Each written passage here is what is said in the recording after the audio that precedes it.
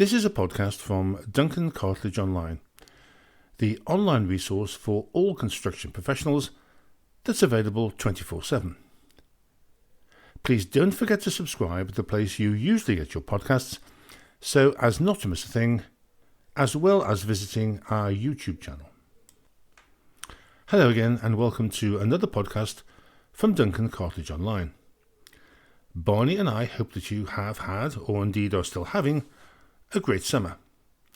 As usual, Barney, my red Labrador, is here to offer his advice and to keep an eye on content. And by the way, Barney and I would really appreciate it if you were to write a review. If you're new to Duncan Cartlidge Online podcasts, welcome. Please don't forget to subscribe, as well as catching up with all the previous episodes. If you are already a subscriber, a really big thank you for your support, and please spread the word. I hope that you enjoyed the summer. For some, I know it's not over yet, but for those for which the long summer nights and tequila sunrises are just a fading memory along with the tan, I hope you're enjoying getting back to work.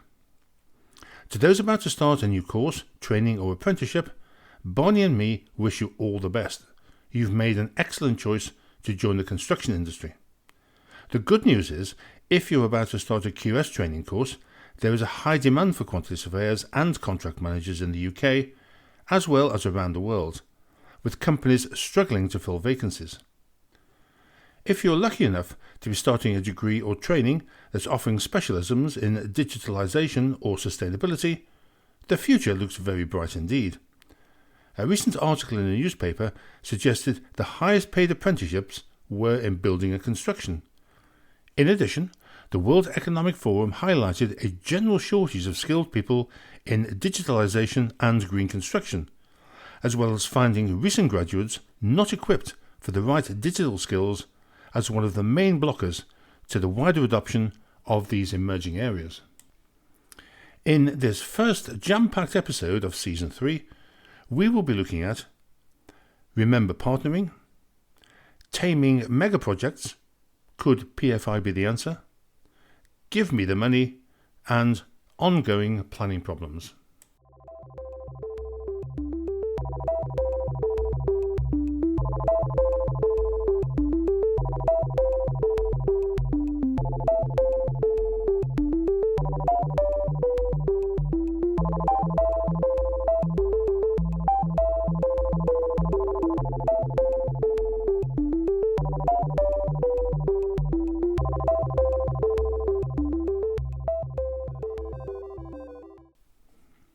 So, let's start with a question. Do you remember partnering? Following the Latham Report in 1994, partnering was promoted as the silver bullet that would save construction and lead us to the promised land of collaboration. Partnering, it was reported, had had encouraging results as part of the CRINE, or Cost Reduction in a New Era initiative that attempted to reduce costs and disputes in North Sea oil and gas production.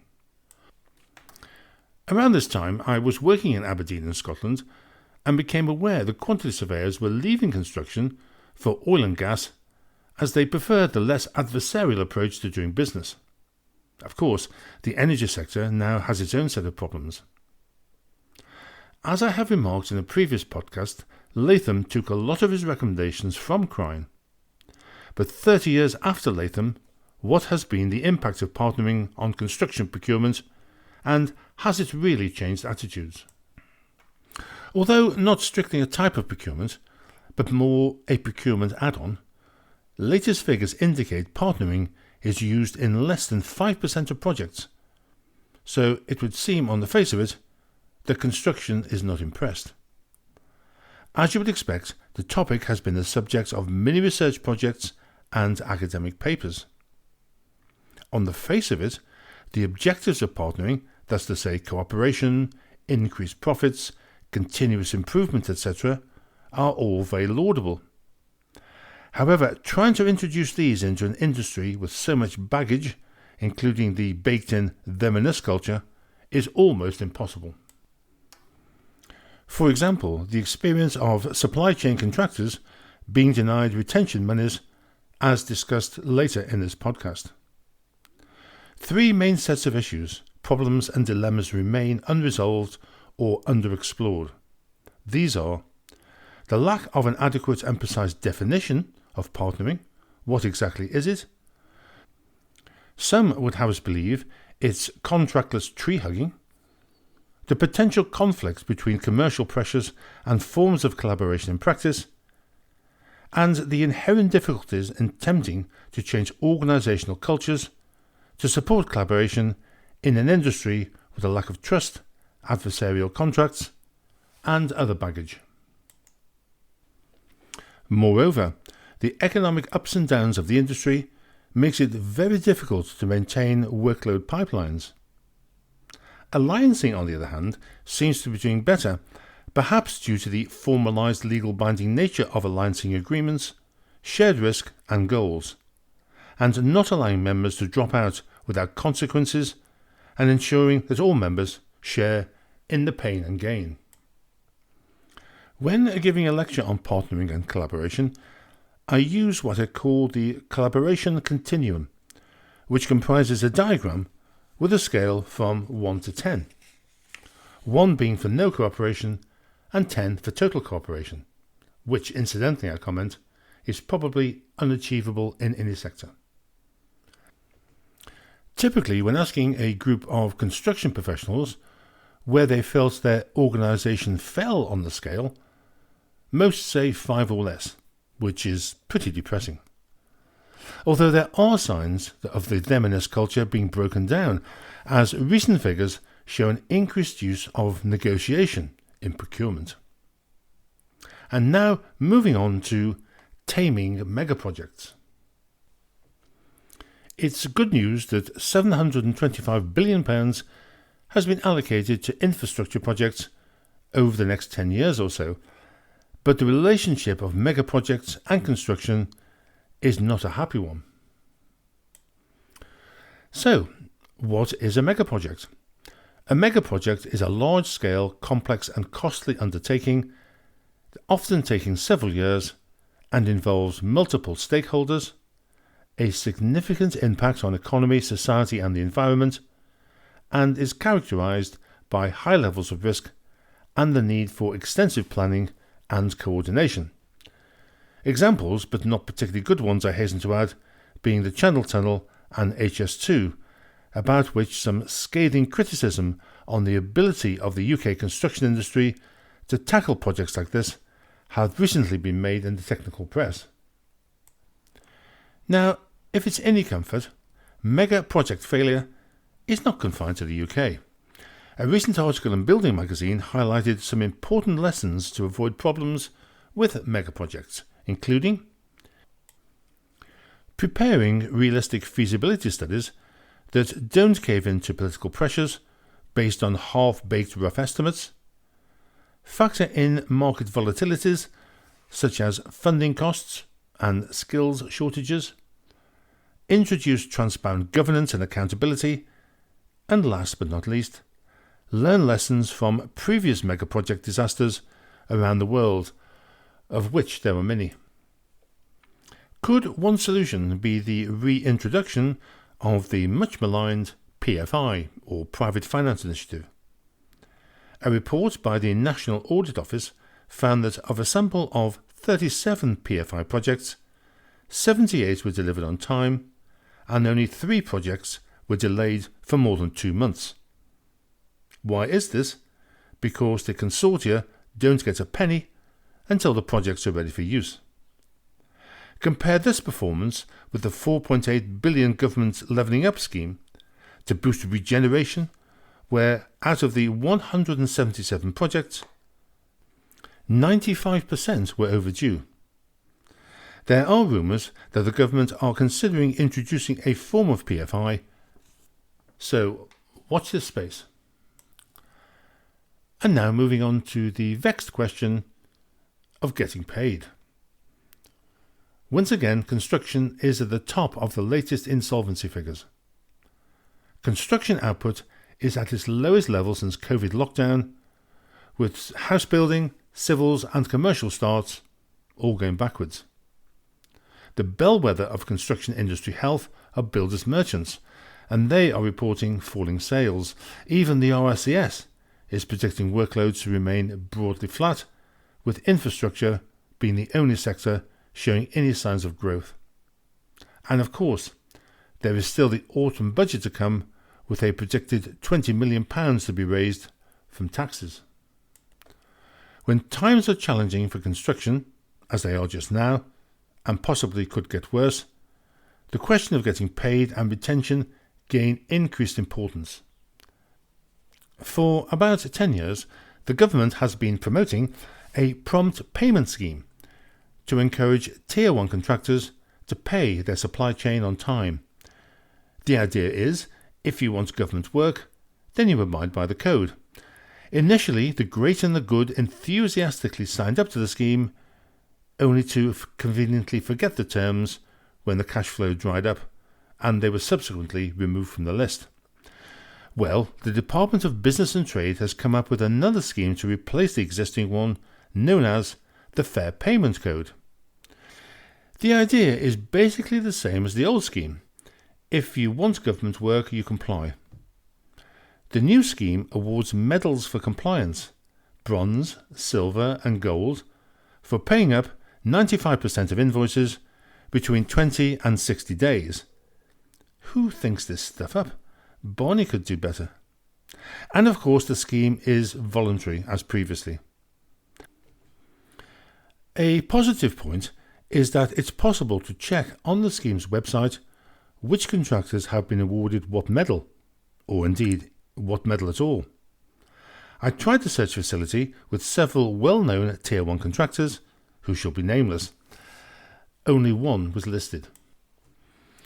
It is estimated by the Department for Business, Energy and Industrial Strategy that the total amount of retention held in the construction sector in England alone over the course of a given year is between an eye-watering £3.2 and £5.9 billion. Unfortunately, current rules do not make it obligatory for clients to ring-fence retention monies, and in the case of insolvency, it is often added to the creditor's pot. The BEIS report found that 44% of contractors surveyed had, within the last 3 years, experience of retentions not being paid at all due to upstream insolvencies. One view, sometimes expressed in the industry, about the pointlessness of retention is, as half the retention is released to the contractor on practical completion, the amount retained, usually 1.5%, is not incentive enough for contractors or subcontractors to return to site, so they just walk away. However, there are alternatives, two of the most popular being the retention deposit scheme and retention bonds. The retention deposit scheme. Using this scheme, all cash retentions are held in a government-approved retention deposit scheme, and these are ring-fenced from all the other assets that the client or the contractor may be holding, so that in the case of any insolvency, the retention remains untouched. Although a step change for the UK, similar schemes already operate in some Australian states as well as Canada. The money deposited in the retention scheme is returned immediately upon handover of the works, and at the latest following the expiry of the defects liability or the rectification period. Now, a bill was introduced into the House of Commons in 2018 and won strong support. However, the progression of the bill was frustrated by the parliamentary timetable and now unfortunately needs to start its journey all over again. A second alternative is or are retention bonds. These are not new and are in effect an insurance policy that pays out if resources are required to make good defects. But of course, retention bonds are not cheap, and the costs of setting up such a policy could price out smaller contractors and subcontractors, and they must be approved by the client or Tier 1 contractor. Charges for retention bonds vary from between 0.4 to 10% of the bond, depending upon the status of the contractor. A bond is put in place at the start of the project. As the contract is delivered, the employer continues to deduct retention in the normal way at interim certificates, but then releases the full valuation if there is a bond in place.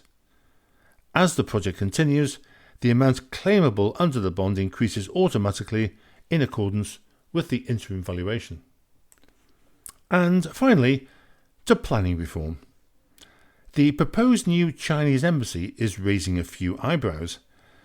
I know that the government promised to streamline planning approval, but the planning application for the new Chinese embassy, with a number of potentially suspicious areas in the basement, redacted from the proposal, is pushing things just a bit far. And while on the subject of securing permission for higher risk buildings is still causing long delays and project cancellations. After months of criticism and blaming, the Building Safety Regulator has published its first comprehensive set of management information data for the building control function for higher risk buildings in England, with a whopping 70% rejection rate for the applications for existing buildings. Reasons for rejection include 89% of applications don't contain sufficient detail, 80% of applications do not meet the legal requirements for approval, 50% of applications set out work which contravenes existing building regulations, and 43% of applications set out work accounting only for a small proportion of the actual work planned. Other reasons include not adequately setting out how the project would satisfy the digital golden thread, and duty holders and competency issues. If accurate, these figures are a damning indictment on the construction industry and its willingness to produce more secure buildings. Well, that's all for this episode. It's good to be back. I hope that you found it interesting. Thank you for listening to the end, and indeed to the start of Season 3.